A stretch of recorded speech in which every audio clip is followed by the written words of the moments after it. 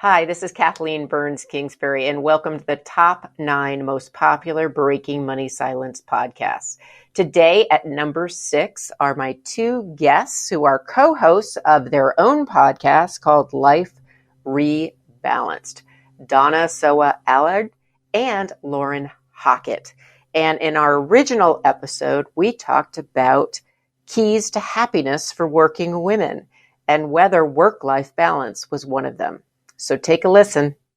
We've progressed from that perspective and accept that women really can be ambitious and career driven, and that is supported, but we're still lagging in catching up to women shifting their attitude, letting go of that guilt, and really releasing some of that mental and emotional burden and demanding that their partners take their fair share. Does talking about your money make you cringe? Are you tired of fighting about finances? Do you want to stop sabotaging your financial happiness? Then you are in the right place. Welcome to Breaking Money Silence, a podcast series aimed at helping all of us talk more openly about money. Your host, Kathleen Kingsbury, is a wealth psychology expert who is doing what she does best, speaking about taboo topics. International speaker, author, and founder of KBK Wealth Connection, Kathleen understands money and our relationship with it. Over the past decade, she has empowered thousands of people to break money silence at home and at work. Now, here is Kathleen. This is Kathleen Kingsbury, and I am so excited to welcome my guests today, Donna, Sowa, Allard, and Lauren Hawekotte Robbins. They are 2 powerful women that I met when I was off at a conference this September. It's the FinCon conference, which is really all about financial education and podcasting. And for obvious reasons, I was there.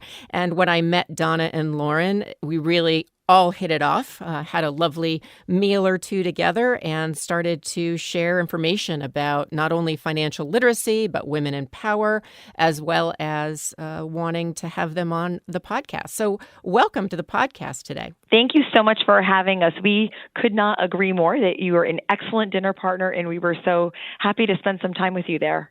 Yes. Thank you, Kathleen. It's so great to be here. Yeah, it was really, really fun, and I can't wait for us to be able to be at a conference and connect again. But I know today we get to break money silence together, which is fun, and you 2 brought a really great myth. So, Donna, why don't you tell us what the myth is, and maybe Lauren, you can tell us what motivated you to pick this myth. Sure.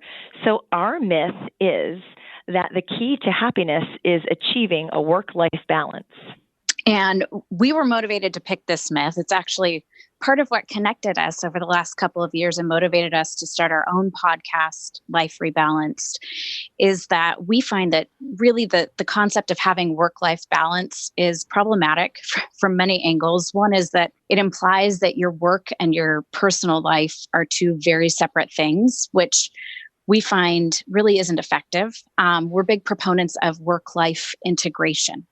And that's kind of the focus of our podcast and the message we want to share. So work-life balance is the key to happiness. Now, some people would say that that's not a myth, but what you're saying is that's not really what happens. So say a little bit more about what you've experienced, and either personally or what you've seen in your clients who are trying to do this thing called balance. Sure. Well, I really do believe that. I understand why for some people, they would say, obviously, we need work-life balance. You can't be, all into your career all the time. And focus all on your family all the time. There has to be a balance. I understand where it comes from. We've had this ingrained into our mind for years, but I believe that it's a myth because especially for maybe either business owners or people who are really career driven and like identify with their careers and believe in what they do, it really is a part of you. I've heard business owners describe their business as one of their children, something that they've nurtured and they love and really do feel is an extension of themselves. I think that it can be damaging because it's saying that if one creeps into the other, that it's problematic. And I know that, and I'm sure you know, as a business owner, as a professional, that very often you find yourselves as a whole person having life stuff, personal stuff come up during your workday. And because of that, very often it means that work stuff ends up happening in the evenings. And I think that if you put a lot of pressure on yourself to keep those things so separate, that becomes stressful. And I think that it's unrealistic. I really do. And I would also add that, Donna and I are both certified financial planners. And so we really work with people from a financial perspective a lot of times. But the financial piece touches every aspect of people's lives as well. Just like work bleeds into personal life, finances touches every area, which is something I know you're very familiar with, Kathleen, and it influences a lot of things. And to Donna's point, putting this stress on ourselves of separating, I think separation of work and personal life and thinking that finances are separate from our other aspects of well-being really is detrimental and causes undue stress. So what's interesting to me is this whole concept of life rebalance or integration that you're talking about. And what I'm wondering is, do you see it distinctly different for men versus women? Well, I definitely think that women and men come to it from a bit of a different angle. I mean, from my own experience, I found that men have a much easier time compartmentalizing and also not bringing a sense of guilt when they make a choice. A perfect example of this is how I've wanted to get into golf, but specifically do not because it is so time consuming and I have 3 children at home. And I know that even if I'm doing it for work, that it is creeping into my family time. I know it will inevitably at the end of the day, and then have to explain to my husband, I really am working even though I'm out golfing. I do not find this is something that my male colleagues deal with. So I do think that in some aspects, that is something that women definitely bear a little bit differently than men do. Do you agree with me, Lauren? I do. And I think, frankly, that the concept of work-life balance is something that has been thrown on the shoulders of women. And it's something that men love that. Really have an easy time with, because really this concept of, as women, I think we tend to compartmentalize. This is my work persona. This is my mom persona. This is my daughter persona. This is my friend persona. And really, we are proponents of, and Donna and I have been on this journey to make ourselves whole people. And this is who we are. And we bring ourselves to every aspect of our lives. It creates much more peace and calm and less stress. It's interesting because I see also generationally that there might be a difference. Now, I will say that I am a Gen Xer at the highest. I'm a cusper, so between Gen X and Boomer. And I think both of you are Gen Xers or millennials? We are cuspers as well. But yes, between being Gen Xers and millennials. Okay. And so I guess my question is, do you see it differently with some of maybe the millennials in your life? I do think that there is more of an expectation among millennials specifically, and I would say younger Gen Xers as well, that men will be responsible for more of the home life, the family life, and specifically not just housework or stuff getting done at home, but being responsible for some of that unseen emotional burden that women tend to bear far more than men do. And I would actually argue that is a larger burden when it is lifted than simply doing the dishes.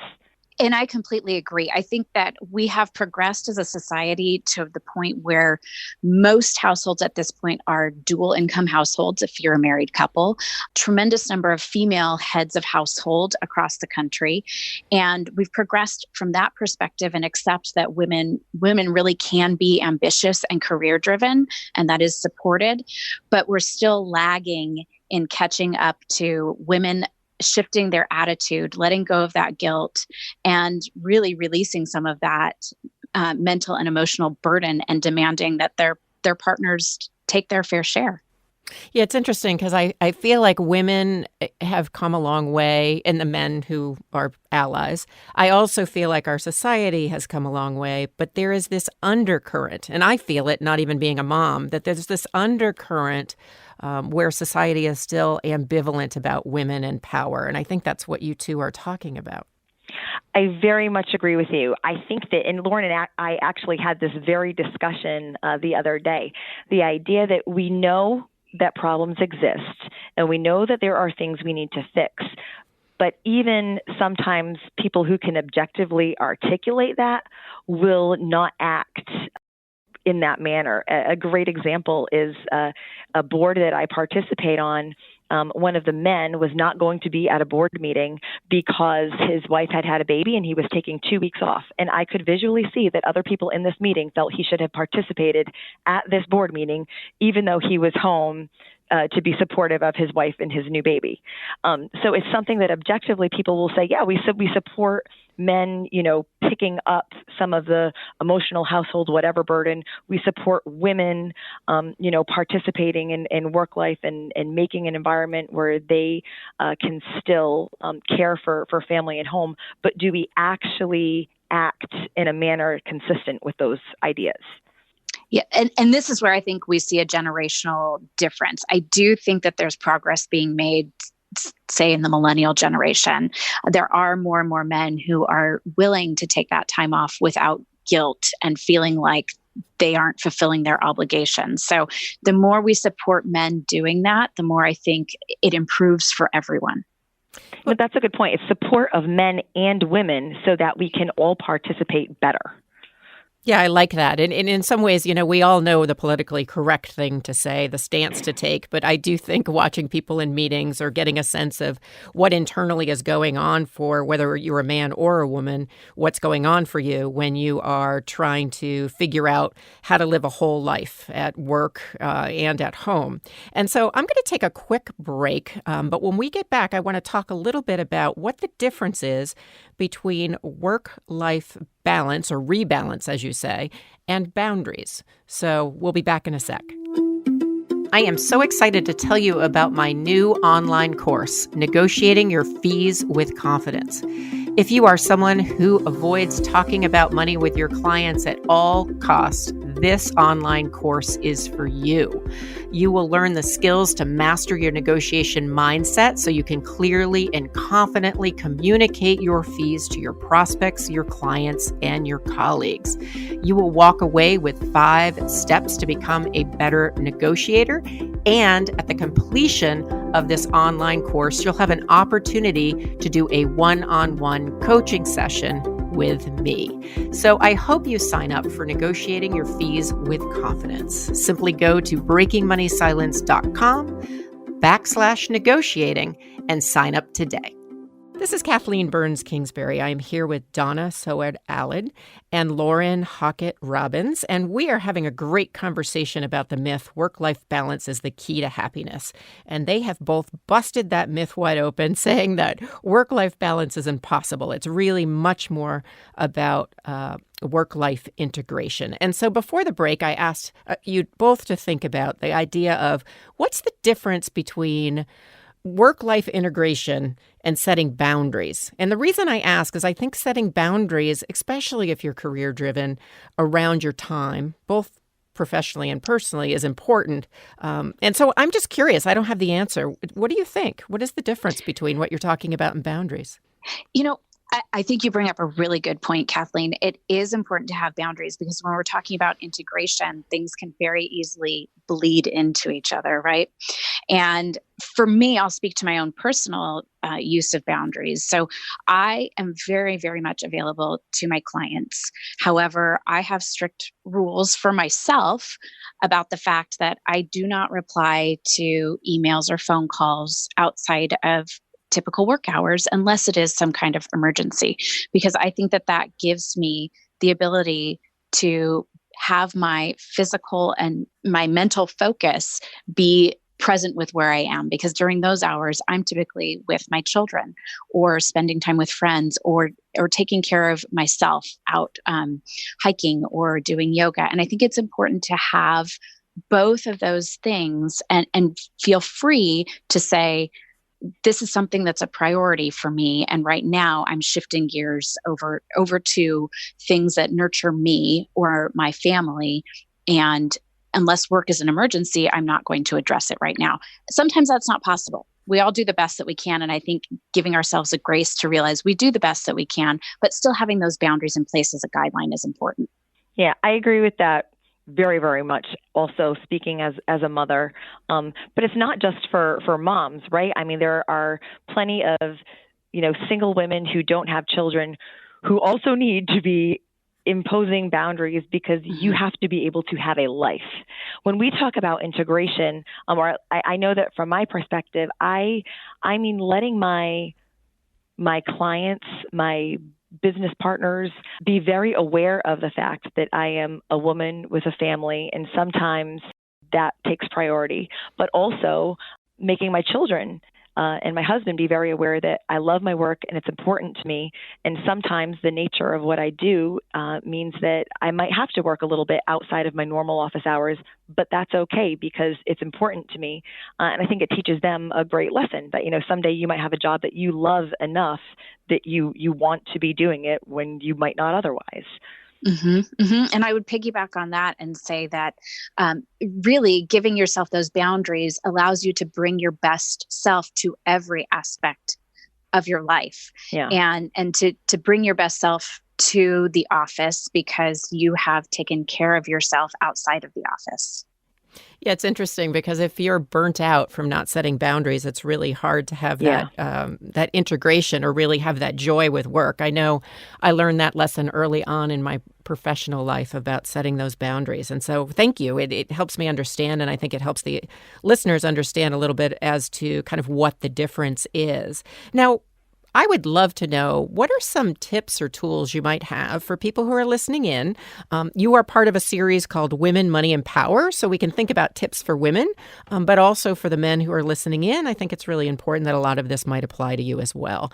So Donna, let's start with you. What's a tip or two you can offer the listener about how to do this thing called life integration? So I think that the most important thing is probably establishing really good habits that are going to make your choices automatic. So you have to do less thinking, and your body and your routine automatically happens. Things like setting a really, really good morning routine. You have automatic cues that help you get up and get going and get your energy going for the day. Having really good habits helps you so that when life throws you curveballs and maybe work is a little bit more crazy or there's the health issue or something happening at home, you've always got those great habits to go back to. That is probably something that I found in my own personal growth journey over the last couple of years to be the most important thing and the number one thing that has, helped me to stay performing at a high level during this time.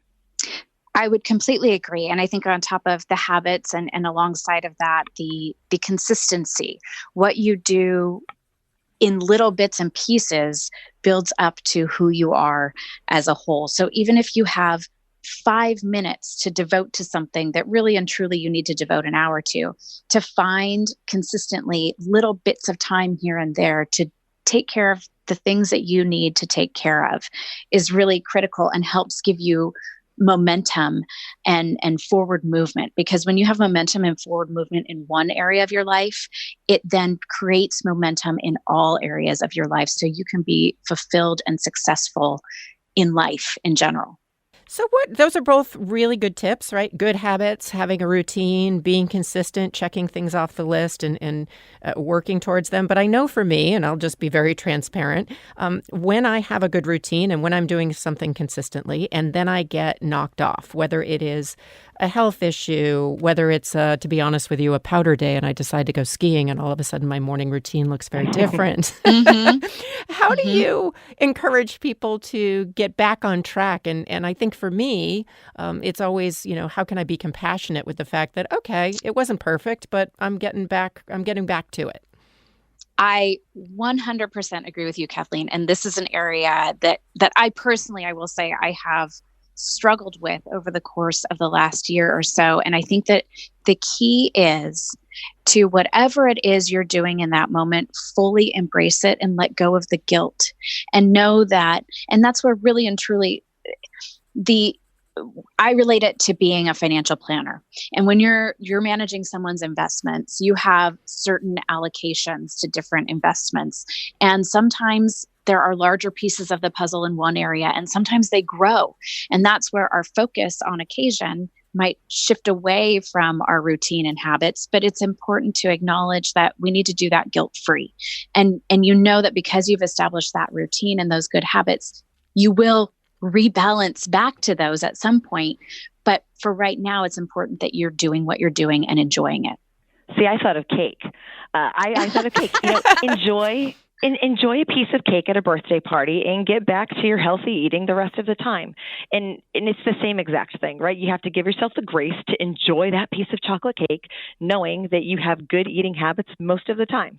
That 80-20 rule, it's a real thing. I think it's a real thing. We can't be all on all the time, because that means we're all or nothing. And I refuse to be all or nothing. I used to have that mindset. I really did. I would do great on a diet, or great on my workout routine, or great on my tracking my budget, and then fall off the horse or the bike or whatever you're riding, right? And feel like I had to restart. And that's just not true. You don't need to restart. You just need to get back on track.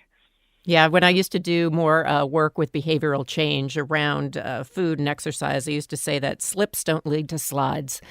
You can slip up and get back on without sliding all the way down and being at the very, very beginning. So both of you have so much knowledge in this area, and I know this, but I realize the listeners probably don't, that Donna, you practice in Rhode Island as a CFP, and Lauren practices in, am I right, California?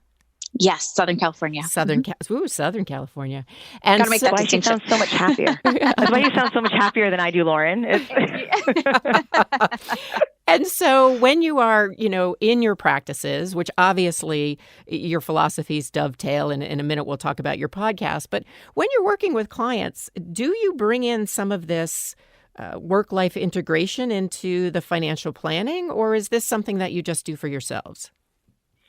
So I'll tell you that I did not used to, but it's really just kind of come up organically in conversations with people. When you're doing planning, people are coming in saying, I have a problem to solve, right? There's some issues. Sometimes they're very big issues. Sometimes they're smaller issues, but there's always some issue to solve. And more often than not, we'll find that this problem is really symptomatic of something entirely non-financial, or this financial issue is causing a problem that is not financial. We do get into these conversations because and like you, Kathleen, what you do is behavioral. Personal finance really is behavioral. And I'm so happy that as an industry, we're starting to pay this the respect that it deserves.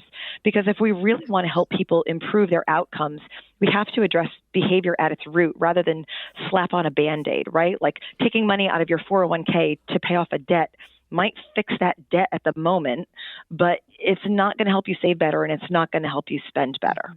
So we absolutely are working it into our daily practices. And for me, I'm truly so passionate about this issue. I've actually created another branch of my business entirely called Plan Well, Be Well, because I want to really address the clients who are interested. Some people are not interested in really going this deep on things. Some people just want to hand you their money and say, can you allocate this properly for me? But there are other people who really do value what Donna and I are bringing to the table here and talking about the integration of all of these pieces. And really and truly, my philosophy is that money and finances are a means to an end. And the end is for you to be living a life that is happy and fulfilled, where you are well and achieving the things you want to achieve in life. Plan well, be well. I love that. Now, just hearing this conversation, I'm getting all excited and thinking back to us sitting down and having our initial chat around breaking money silence and the work that you're doing. And so it's really nice to have this time to be able to share your wisdom and your power and your insights with my audience. Before I let both of you go, I wanted to find out a little bit more and get an update for myself as well as people who are listening in about your podcast. So tell us about it, what the concept is, and where we can start to listen in to your wisdom on a weekly or monthly basis, whatever the case may be. Sure. So I'm so excited to share this with people. Over the last couple of years, Lauren and I both individually have been on our own real personal growth journey. And what I think is really interesting is that Lauren was approaching her personal growth journey from truly the health and wellness aspect, and found that the habits she was building and the improvements she was making spilled over into her professional life, and she then saw professional growth. And mine was the opposite. I was focused on the professional growth side first, and I saw that the habits that I was implementing to help me grow professionally then also spilled over to help improve on the health and wellness side. And as friends, we were getting into these conversations and said, I think we really have something here. Like, if you can figure out which of those habits you can establish that are going to really be able to leverage you across the board in all areas of your life, that's what's really going to lead to wellness. And for us, coming from, a personal finance background, we want to explore these different areas that you have to, honor and nurture in order to achieve and maintain wellness, and tie it back into personal finance always. Make that financial connection and find a financial parallel, because we really do believe that you need to have financial wellness in order to have, general total wellness. And we believe that you need to achieve and maintain that general wellness in order to be a high-performing female professional. And that's what we want to be, and that's who we want to speak to. We want to speak to women who love their careers, believe in their careers, are doing good work, but also recognize that, you're more than just your work, and we have a family and we need to be well. And so, figuring out or talking about our own journey. And it is a journey. We don't claim to have reached the pinnacle of anything. We're very much on our journey. You talked about, when you make a mistake or a slip, or you decide you want to go skiing, we've got roadblocks along the way too. And we have episodes dedicated to those. But that's what comes from our own experience. And we want to speak to other women who are looking to achieve and maintain, high performance and wellness. And you can find our podcast launching the first quarter of 2020. And we hope that you'll join us alongside us on this journey. I definitely will. I really am excited that we managed to stand next to each other at a women's podcast meetup by accident, but then started a conversation, broke money silence, and then watching you kind of take this next step in your podcast journey is exciting, and certainly taking the time out of your busy schedules to be here with me is quite an honor. So I will put up the link and share that on social when your podcast, Life Rebalanced, goes live. I definitely will be a subscriber. And I thank both of you, Donna and Lauren, today just for breaking money silence with me and for continuing to inspire me. Thank you for having us, Kathleen. And we can't wait to have you on our podcast. Excellent. I can't wait to chat with you again. We're so honored. Thank you, Kathleen. Thank you for listening to Breaking Money Silence, hosted by Kathleen Burns Kingsbury, a wealth psychology expert, author, and founder of KBK Wealth Connection.